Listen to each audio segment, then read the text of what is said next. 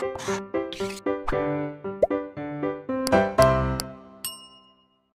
Students, welcome back to Blueprint Digital. आज की इस वीडियो में हम क्लास 12th बायोलॉजी का 8th चैप्टर मानव स्वास्थ्य तथा रोग यानी कि human health and disease start करने जा रहे हैं। इस वीडियो में हम स्वास्थ्य, अच्छे स्वास्थ्य की आवश्यकता, स्वास्थ्य को प्रभावित करने वाले कारक और मनुष्य में कुछ रोगों के बारे में पढ़ेंगे। वीडियो को स्टार्ट करने से पहले हमारे चैनल को सब्सक्राइब करें और बेल आइकन दबाना न भूलें, जिससे हमारे लेटेस्ट वीडियोस की नोटिफिकेशन आपको प्राप्त होती रहे। अब हम आज के टॉपिक पर आते हैं। सबसे पहले हमें स्वास्थ्य यानी कि हेल्थ के बारे में पता होना चाहिए। WHO यानी कि वर्ल्ड हेल्थ ऑर्गेनाइजेशन के अनुसार जो स्वास्थ्य है उसकी डेफिनेशन क्या है कि मनुष्य की शारीरिक, मानसिक यानी कि मेंटल और सामाजिक यानी कि सोशल स्वास्थ्य की पूर्ण रूपेण कुशलता, यानी कि शारीरिक रूप से, मानसिक रूप से और सामाजिक रूप से जब कोई व्यक्ति स्वस्थ होता है और उसके साथ साथ केवल रोग की अनुपस्थिति ही नहीं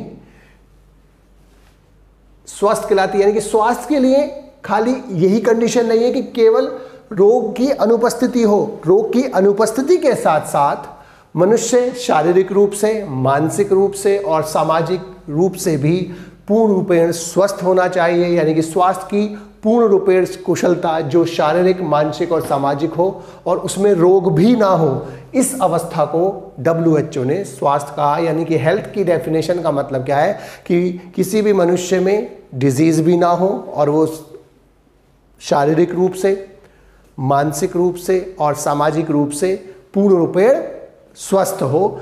इस अवस्था को WHO ने हेल्थ कहा, यानी कि स्वास्थ्य कहा। स्वास्थ्य का मतलब एक लाइन में हम क्या समझे कि किसी भी प्रकार की रोग की अनुपस्थिति और पूर्ण रूपेण कुशलता स्वास्थ्य कहलाती है।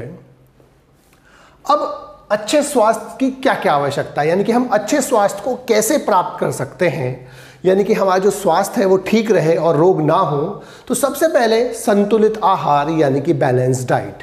अगर कोई व्यक्ति बैलेंस डाइट लेता है तो उसमें रोग की संभावनाएं कम होती है, क्योंकि बैलेंस डाइट में सारी चीज़ें वो उपस्थित होती हैं जो मनुष्य को शरीर के लिए आवश्यक होती है। यानी किसी भी जीव को अपने शरीर को बरकरार रखने के लिए, स्वस्थ बनाने के लिए, यानी कि अच्छी कंडीशन में रखने के लिए जो जो चीज़ उसे चाहिए वो बैलेंस डाइट में यानी संतुलित आहार में होती है। जैसे carbohydrate, protein, lipid, vitamins, mineral etcetera. जब सभी चीज़ें डाइट में होती हैं, आहार में होती है, खाने में होती है, तो वो मनुष्य स्वस्थ रहता है, जीव स्वस्थ रहता है और उसको रोग होने की संभावनाएं कम हो जाती हैं।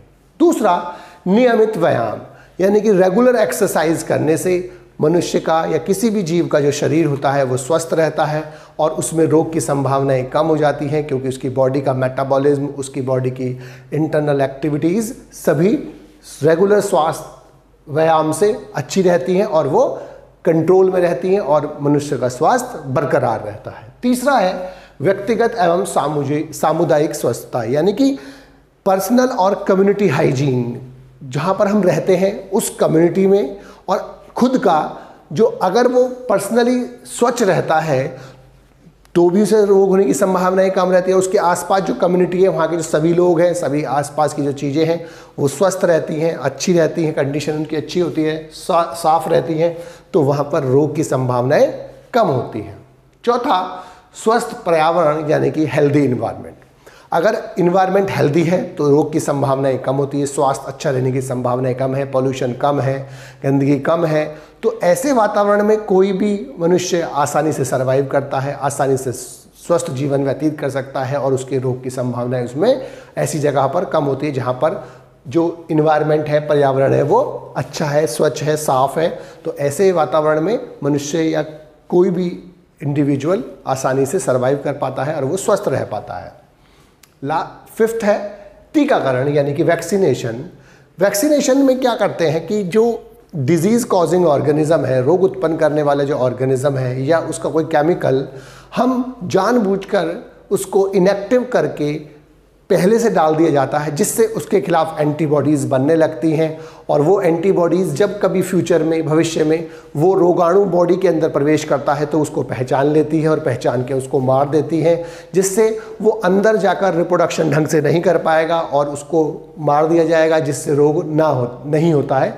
तो वैक्सीनेशन में हम पहले से ही सस्पेंशन डालते हैं डिजीज्ड ऑर्गेनिज्म को इनएक्टिव करके, यानी कि जो डिजीज़ उत्पन्न करने वाला रोगाणु है उसको इनएक्टिव करके या उसको कोई केमिकल सब्सटेंस को इनएक्टिव करके डालते हैं, जिससे उसके अंदर जो जाने के बाद, वैक्सीनेशन होने के बाद जो पैथोजन गया या जो उसका केमिकल गया उसके खिलाफ एंटीबॉडीज़ बन जाती हैं और वो एंटीबॉडीज़ भविष्य में आने वाले रोगाणुओं को मार देती हैं, जो डिजीज़ उत्पन्न करने वाले रोगाणु हैं उनको मार देती हैं और डिजीज़ नहीं हो पाती और वो स्वस्थ रहता है व्यक्ति। इसके बाद रोग वाहकों का नियंत्रण, यानी कि कैरियर्स का रोकना।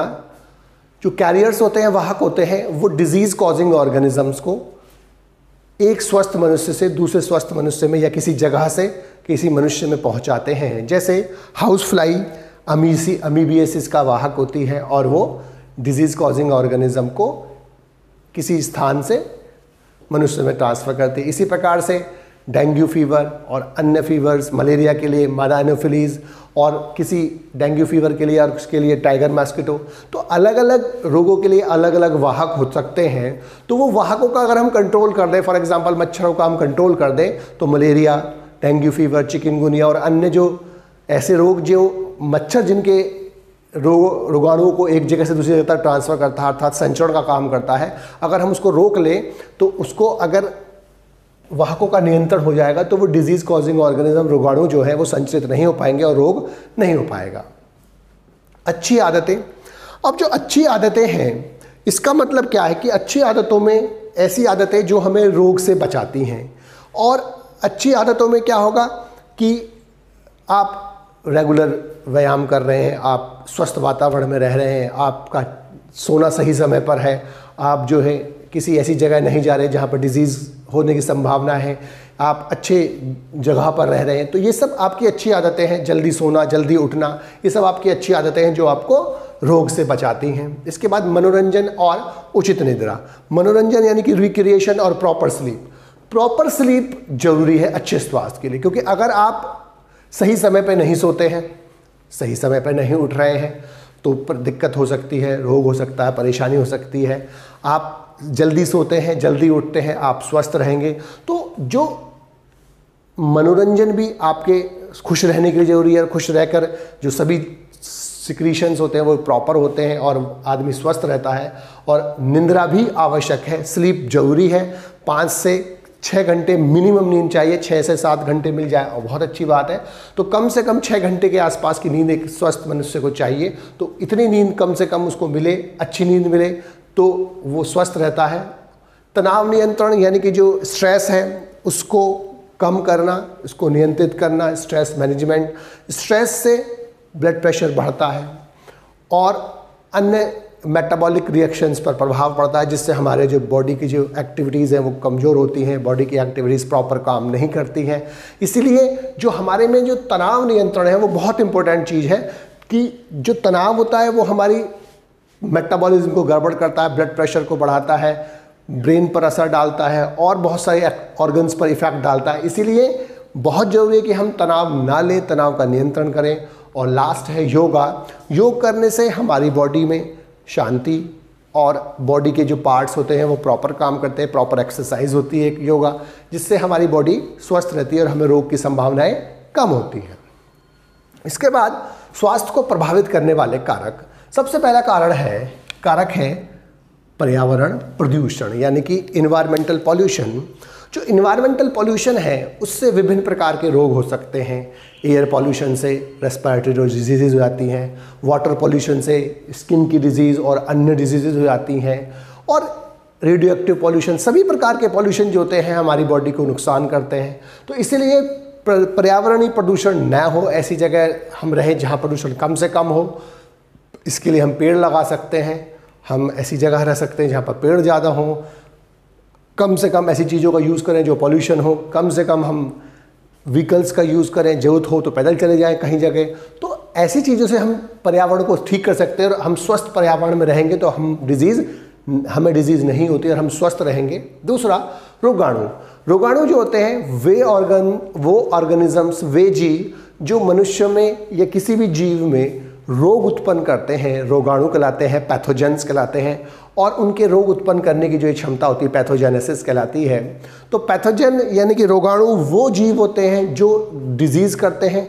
तो डिजीज़ करने वाले जो ऑर्गेनिज्म है हम उन्हें रोगाणु बोलते हैं, और रोगाणु ही हमारे स्वास्थ्य को प्रभावित करते हैं। अगर हमारी बॉडी में रोगाणु पहुंचते हैं तो हमारा स्वास्थ्य जो होता है खराब हो जाता है और हम रोगी हो जाते हैं। आनुवांशिक विसंगतियां यानी कि जेनेटिक डिसऑर्डर और डेफिशिएंसी।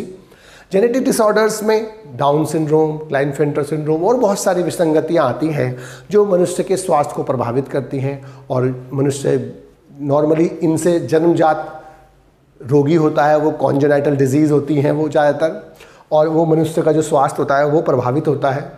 फोर्थ है त्रुटिपूर्ण जीवन शैली, यानी कि त्रुटिपूर्ण जीवन शैली का मतलब क्या है? Incorrect lifestyle. अब इनकरेक्ट लाइफस्टाइल का मतलब क्या है कि गलत हम खाना पीना करें, जंक फूड ज़्यादा खाएं, अपने जो शाकाहार कम यूज़ करें, तो ये सब हमारे गलत खान पान है।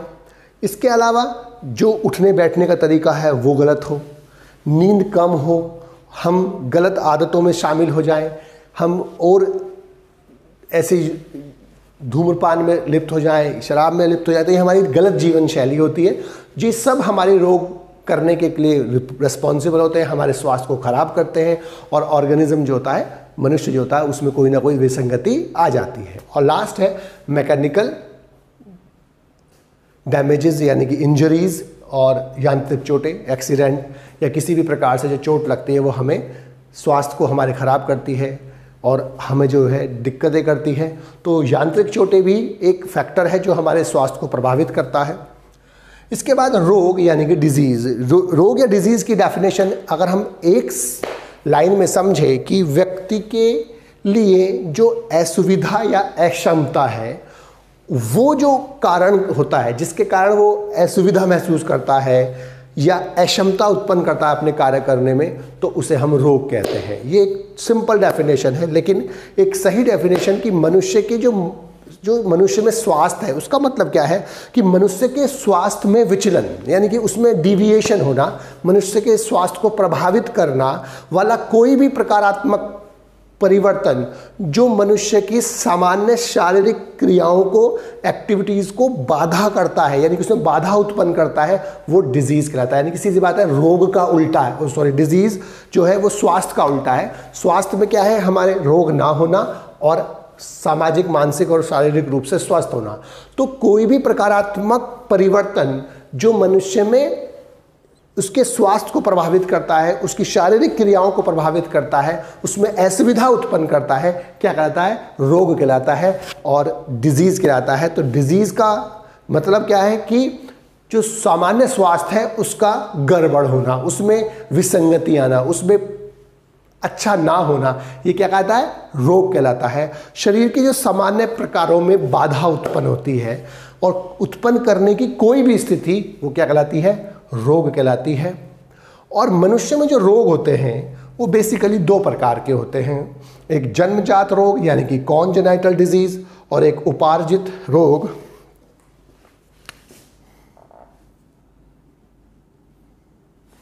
यानी कि एक्वायर्ड डिजीज। जो रोग मनुष्य में जन्म से उपस्थित होते हैं, जन्म लेते ही डिजीज जो होती हैं, हम उन्हें क्या बोलते हैं? जन्मजात रोग यानी कॉन्जेनाइटल डिजीज़ बोलते हैं। जैसे डाउन सिंड्रोम होता है और क्लाइनफेल्टर सिंड्रोम और बहुत सारे सिंड्रोम्स होते हैं। वो जन्म से ही प्रेजेंट होते हैं शिशु में, और वो बचपन में ही उसमें लक्षण दिखाई देने लगते हैं पैदा होते ही। लेकिन उपार्जित रोग वो रोग होते हैं जो जन्म से उपस्थित नहीं होते, लेकिन जन्म के बाद मनुष्य में विकसित होते हैं, शिशुओं में या जीवों में विकसित होते हैं।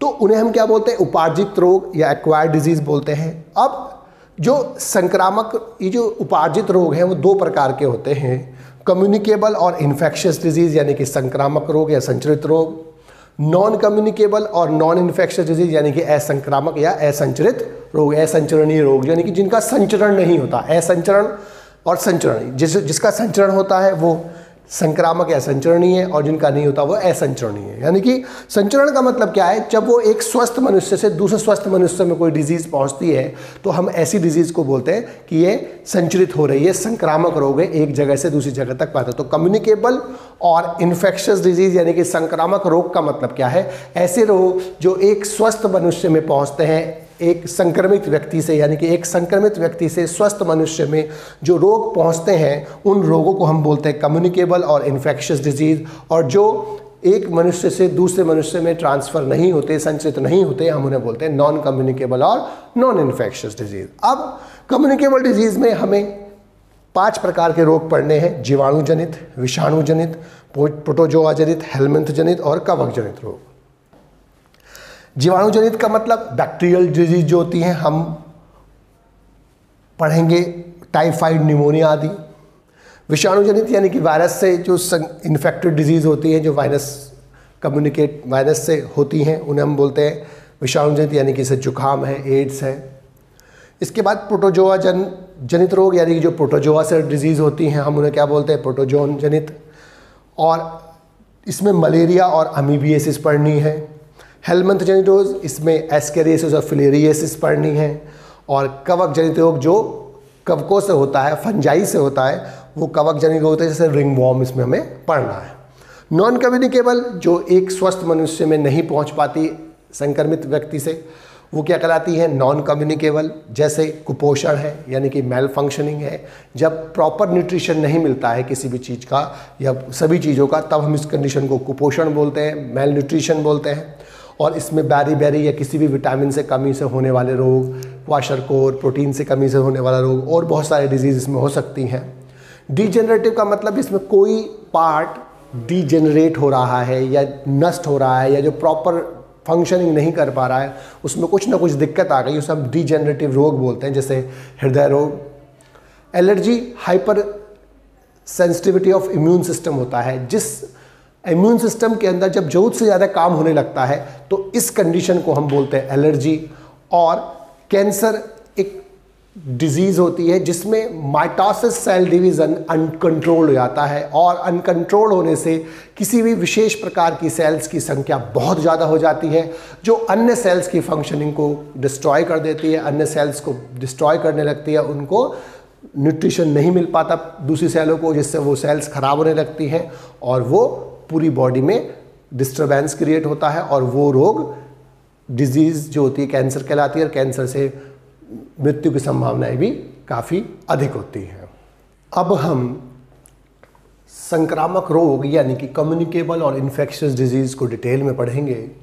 वे रोग जो पैथोजन यानी कि रोगाणुओं के द्वारा होते हैं और एक मनुष्य से दूसरे मनुष्य में संचरित होते हैं, ट्रांसफ़र होते हैं, क्या कहलाते हैं, कम्युनिकेबल और इन्फेक्शियस डिजीज़ कहलाती है, यानी कि संक्रामक रोग कहलाते हैं। और ये रोग डायरेक्ट भी हो सकते हैं और किसी वाहक की सहायता से भी हो सकते हैं। और ये जो रोग है इसमें हमें अलग अलग पढ़ना है कि पहले हम बैक्टीरियल पढ़ेंगे, फिर वायरस वाले पढ़ेंगे, लेकिन इससे पहले हमें पता होना चाहिए रोगाणु किसे कहते हैं, रोग उत्पादकता किसे कहते हैं, पैथोजन और पैथोजेनेसिस। वे जीव या वे जंतु या वे ऑर्गेनिज्म, माइक्रो ऑर्गेनिजम्स बेसिकली होते हैं कि वे ऑर्गेनिजम्स, वे सूक्ष्म जीव या वे ऑर्गेनिजम्स जो किसी भी मनुष्य में, किसी भी जंतु में रोग उत्पन्न करते हैं, रोगाणु या पैथोजन कहलाते हैं। और उनकी इस रोग उत्पन्न करने की जो ये क्षमता होती है, रोग को उत्पन्न करना जो होता है उनका, इसे हम रोग उत्पादकता यानी कि पैथोजेनेसिस कहते हैं। रोग को पहचानने के लिए, डिजीज़ को डायग्नोस करने के लिए इन सूक्ष्म जीवों का या इन रोगाणुओं का एक लैब में अध्ययन किया जाता है, उनको पहचाना जाता है। और ऐसी लैब्स को हम पैथोलॉजी लैब बोलते हैं। और जो डॉक्टर होते हैं जो इसको पहचानते हैं उन्हें हम पैथोलॉजिस्ट कहते हैं। जो डिजीज़ कॉजिंग ऑर्गेनिज्म है, पैथोजन है, वो किसी भी उससे बिलोंग कर सकता है, कि वो जीवाणु भी हो सकता है, वो वायरस भी हो सकता है, वो हेलमिंथिक भी हो सकता है, कवक भी हो सकता है, कोई भी हो सकता है। तो पहले हम जीवाणु जनित रोग के बारे में पढ़ेंगे। सबसे पहले है टाइफाइड। टाइफाइड जो रोग है वो साल्मोनेला टाइफी नामक जीवाणु से होता है, बैक्टीरिया से होता है। और जो संक्रमण होता है टाइफाइड का, वो जो संक्रमण का जो स्रोत होता है वो टाइफाइड से ग्रस्त रोगी का वाहक होता है, रोगी या वाहक का मल होता है, और उसके अंदर साल्मोनेला टाइफी बैक्टीरिया होते हैं। मनुष्य में संक्रमण जो होता है वो संक्रमित भोजन और संक्रमित जल के द्वारा होता है, और इसके लिए जो टेस्ट होता है उसे हम बोलते हैं विडाल टेस्ट, यानी कि जिससे हम टाइफाइड को पहचानते हैं वो विडाल परीक्षण यानी कि विडाल टेस्ट होता है। अब इसमें लक्षण जो है, सबसे पहला लक्षण जो है उसमें तेज बुखार होता है 39 डिग्री से 40 डिग्री तेज बुखार होता है।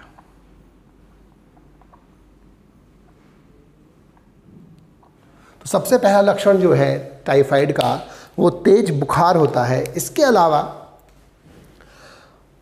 अब अत्यधिक पेट में दर्द हो सकता है, आंतों में से रक्त का स्राव हो सकता है, ब्लड बाहर आने लगता है, पैरों व छाती पर हल्के हल्के गुलाबी कलर के दाने बन जाते हैं, और जीभ पर सफ़ेद पदार्थों का जमा होना जिसे हम कोटेड टंग बोलते हैं, और इसके अलावा भूख ना लगना यानी कि लॉस ऑफ एपेटाइट, और उसके बाद अतिसार यानी कि डायरिया होता है। तो ये प्रमुख लक्षण है टाइफाइड के, जिसमें मनुष्य में जो सबसे प्रमुख लक्षण है वो तेज बुखार और दानों का पड़ना, छोटे छोटे स्पॉट्स पड़ जाते हैं, दाने पड़ जाते हैं, भूख ना लगना, सफ़ेद पदार्थ कोटेड हो जाती है टंग। इसीलिए जब डॉक्टर के पास जाते हैं तो डॉक्टर जीभ भी देखता है कि उस पर सफ़ेद पदार्थ कोटेड है या नहीं। तो ये टाइफाइड के मेन लक्षण हैं। टाइफाइड जो होता है वो बैक्टीरिया से होता है, साल्मोनेला टाइफी से, वाहित मल से स्रोत होता है। टेस्ट उसमें विडाल होता है। मेन लक्षण क्या है? तेज बुखार 39 से 40 डिग्री सेल्सियस, भूख न लगना, कब्ज और फिर अतिसार और छोटे छोटे धब्बों का पड़ना बॉडी पर जो पिंक कलर के होते हैं छाती पर और अन्य पार्ट्स पर, और कोटेड टंग, सफ़ेद कलर की टंग हो जाती है और इसको हम कोटेड टंग बोलते हैं। तो ये इसके मेन लक्षण हैं। मनुष्य में दूसरा बैक्टीरिया जनित रोग निमोनिया हमें पढ़ना है। निमोनिया बेसिकली फेफड़ों में यानी कि लंग्स में होने वाला संक्रामक रोग है यानी कि संक्रमण है, जो मुख्यतः लंग्स में होता है और अपर रेस्पिरेटरी ट्रैक्ट में नहीं होता है। ये मुख्यतः जीवाणु, कवकों और अन्य परजीवियों के कारण हो सकता है, लेकिन मुख्यतः ये जीवाणु स्ट्रेप्टोकोकस निमोनी, जिसे पहले डिप्लोकोकस निमोनी कहते थे, और हीमोफिलस इन्फ्लुएंजाई के कारण होता है। इस रोग का जो संचरण है वो संदूषित वायु से होता है, और संदूषित वायु में रोगी के खांसने और छींकने से छोटी छोटी ड्रॉपलेट्स एयर में फैल जाती हैं, और उस फैले हुई ड्रॉपलेट से वायु से जब वायु अंदर जाती है किसी स्वस्थ मनुष्य में, तो वो अंदर डिजीज़ कॉजिंग ऑर्गेनिज्म पहुंच जाता है और लंग्स में वो डिजीज़ उत्पन्न करता है। लक्षण जो है इसके सिम्टम्स, वो सबसे पहले जो फेफड़ों की जो वायु कोश है, सबसे प्रमुख लक्षण क्या है कि जो वायु कोश है एल्वुलाई, उसमें सूजन आ जाती है जिससे सांस लेने में कठिनाई होने लगती है, सबसे प्रमुख लक्षण है। इसके अलावा इसमें तेज बुखार होता है और ठंड लगती है। ठंड लगने के साथ साथ खांसी होती है, सर दर्द भी हो सकता है, कपकपी होती है, ठंड के साथ श्रिवलिंग होती है, शेकिंग चिल बोलते हैं इसको हम, और सांस फूलता है, सांस लेने में दिक्कत आती है। होठ और शरीर का जो अन्य पार्ट्स हैं वो नीले पड़ सकते हैं, सीवियर केसेस में इसको साइनोसिस बोलते हैं। तो मनुष्य में सबसे प्रमुख जो बैक्टीरियल डिजीज़ है उनमें से ये दूसरे नंबर पे हमें निमोनिया पढ़ना है, जो बेसिकली स्ट्रेप्टोकोकस निमोनिया से होते हैं। खास बात क्या है? संदूषित वायु से इसका संचरण होता है। वायुकोश एल्वुलाई में सूजन आ जाती है जिससे सांस लेने में कठिनाई होती है। तेज बुखार, ठंड लगना और कपकपी, शरीर का नीला पड़ना इसके प्रमुख लक्षण हैं। ट्रीटमेंट में जो निमोनिया का रोग है उसका जो डिजीज़ को ट्रीट करने के लिए पेनिसिलिन दी जाती है। बेसिकली पेनिसिलिन फंजाई से प्राप्त होते वाली एक ड्रग होती है जो दी जाती है, लेकिन कुछ लोगों को पेनिसिलिन से एलर्जी होती है, तो उन लोगों को पेनिसिलिन के स्थान पर टेट्रासाइक्लिन या क्लोरोएम्फेनिकोल देते हैं और उसकी जगह पेनिसिलिन की जगह दूसरी दवाई दी जाती है, पेनिसिलिन नहीं दी जाती। अब निमोनिया से बचाव के लिए 2 टीके लगाए जाते हैं। एक का नाम है प्रिवनॉर, ये टीके लगाए जाते हैं जिससे वैक्सीनेशन किया जाता है जिससे डिजीज ना हो। और दूसरा है न्यूमोवैक्स,